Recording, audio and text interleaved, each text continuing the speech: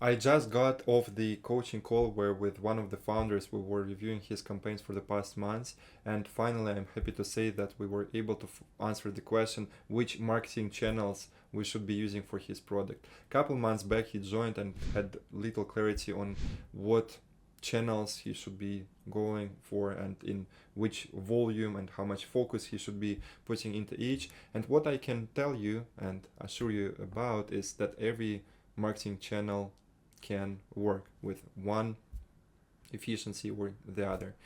And none of them are dead unless we're talking about some, I don't know, pagers or, I don't know, sending fax. However, sending fax might be so unused nowadays that if you send one, maybe the open rate will be astronomical. So maybe worth a try.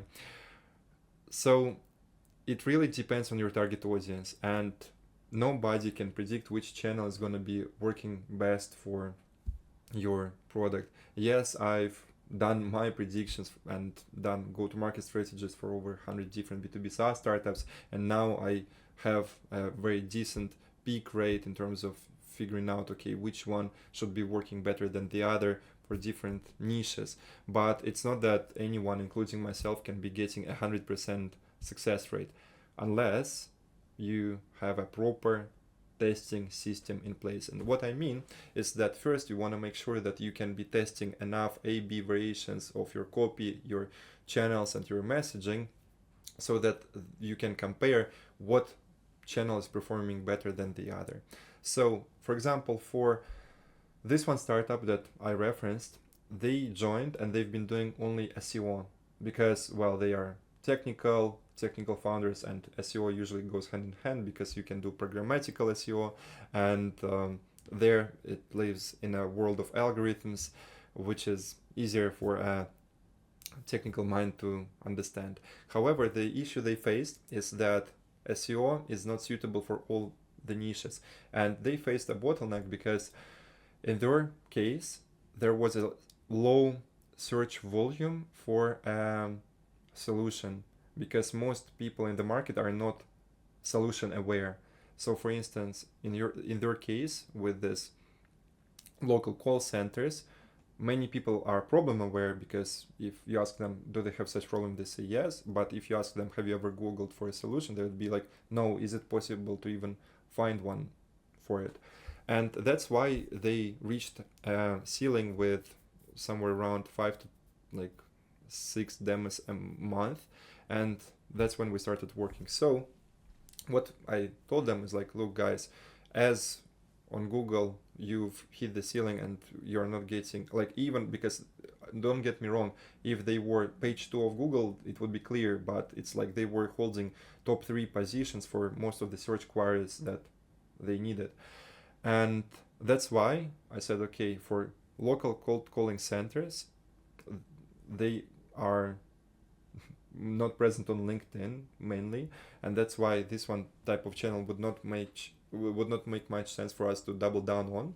However, usually for local business audiences, the channels which are cold calling, Facebook ads, and cold email perform much better. And recently I've been seeing even better results for Facebook ads and cold calling when reaching local businesses, because it seems like many of them are not, well, as stupid as it may sound, but many of them indeed may not be checking their emails as often as they are on the phone, for example. So we decided to go for cold calling and cold email, and we decided to test LinkedIn as well just in case. And after 2 months, we are now getting enterprise demos booked through cold calling. Just first, when we placed a cold caller in place, the person made 1,000 dials, didn't get calls booked, not even 1,000, I think it was bunch, like couple of hundred. And I thought, okay, this should be something wrong here. And of course, when I listen to the voice of the person, I'm like clearly, how do I say it? A non-native speaker, so that you get what I'm saying. And then I asked the founder, would you pick up on someone like this and talk to a person who sounds like that? And they said, well, of course no. I'm like, then what did you expect? So we let this one cold caller go, placed another one, and now I'm glad that this is indeed another time when my go-to-market strategy intuition paid off, because now they're getting a bunch of calls booked each week from cold calling and moving from 5 demos a month to 5 demos a week. That's of course a fantastic improvement for just 2-3 months of work. And aside from that, we're also doing cold email and A/B testing a bunch of campaigns there. We did not get fantastic results just scraping cold call centers. However, what we're doing right now is we're scraping people who are following certain influencers and who are inside certain groups to get in front of them and say, yo, as you are also following this guy or you're also in this group, I thought that you would benefit from this one solution. How about we talk about this on a demo call? And this one is still in the validation process. Why I'm saying all that is because, look, you need to be thoughtful about which channels you're doing for your B2B SaaS startups. And unless you clearly know that another 10 different businesses in your space have gone through one certain channel to get where they are, and for instance, let's say like coaching programs as an example, as I run one, it's easy for me to speak about it.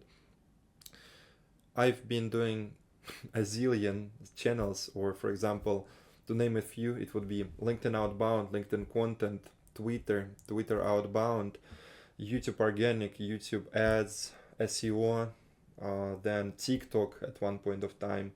Not sure if I mentioned cold email, and then forums, and that's 10. And also I think at one point of time it was Reddit, and potentially a few more which I've forgotten. And of course, if you're splitting, I mean, TikTok algorithm didn't pick up, and it took me so much time to notice that majority of other people in a similar space, they have used a validated path to get to a certain level. And that's how I noticed, well, if all the, for example, coaching programs I've been part of and that I joined, and for example similar ones in other spaces that got to 500,000 or 1 million a month, they got there through organic or ads. I was like, very interesting for me to be trying Reddit outbound for quite a while at the start of my journey. And now that's why I'm doing LinkedIn ads funnel as the primary one, and on the back end I'm running YouTube and cold email. However, it took me experimentation with this many channels and joining a bunch of coaching programs from 12 all the way to like 32k ones, joining them to learn, okay, which routes should I be going? Because, you know, if you meet a person who can at the start of your journey tell you, look, just do this one channel, ignore the other ones, and this one will work for you, you cannot believe how valuable this is. Because if I put together all the money I've thrown into all these channels I just named, we're talking, I don't know, literally hundreds of thousands of dollars. And if someone told me, look, Denis, your audience is on LinkedIn, do more LinkedIn ads. Now I'm doing LinkedIn ads, working fantastically, booking calls daily. it works. When I start working with startups, and they do not have validated channels yet, usually we do 3, because testing 3 channels, 3 buyer personas, and 3 versions of copy is usually enough for us to have something work out within 4 to 8 weeks.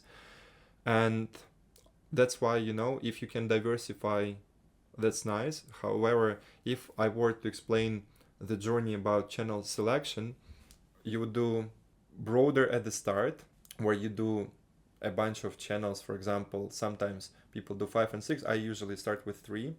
Then you continue with 3 for a certain amount of time to see one which is going to be performing better than anyone else. And I'm like drawing a graph here. So 3 at the start to transition to just doubling down on one and putting full effort there, because then you can maximize your ROI there to get to first million in ARR and onwards. And then as you pass 1 million in ARR, you then can have enough resources to add another second and third channel. And that's how it's like going like this, because then after you get to 2-3 million in annual revenue, that's when you have enough resources and power to go and then do additional channels. And surely there are a bunch of people and founders, you might have met some as well, who, for example, would do just SEO or just referrals for ages, and it would be working for them.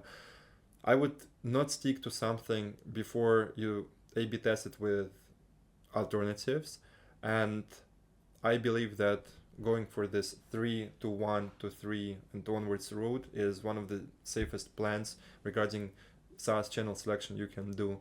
Majority of people I work with, we are doing cold email, LinkedIn outbound, and LinkedIn content, adding LinkedIn ads as we scale. As majority of B2B SaaS startups, their prospects or decision makers are oftentimes present on LinkedIn, and this combination of channels is usually giving us the best results in the quickest time frame. Right, and because if you're not sure which channel would be making the most sense for you, you can just go to the saascamp.com website and book a call with me, because I regularly help startups select the channel which makes the most sense for them. And many times, if you're not keen to spend years figuring out how to set up all these experiments, when to stick to a channel, when to do a bunch of them, what KPIs you should be going for with each of channel to see is it working good enough for you or not. Yeah, basically I've done all the mistakes for you, so you can just call me and ask. And sure, after we see that it's a good fit, happy to help you and guide you on how to set up this cold email systems, then LinkedIn systems, and then for a bunch of other startups we're now doing cold calling, Facebook ads, LinkedIn ads, all these type of things. Thanks for watching this video, and talk soon.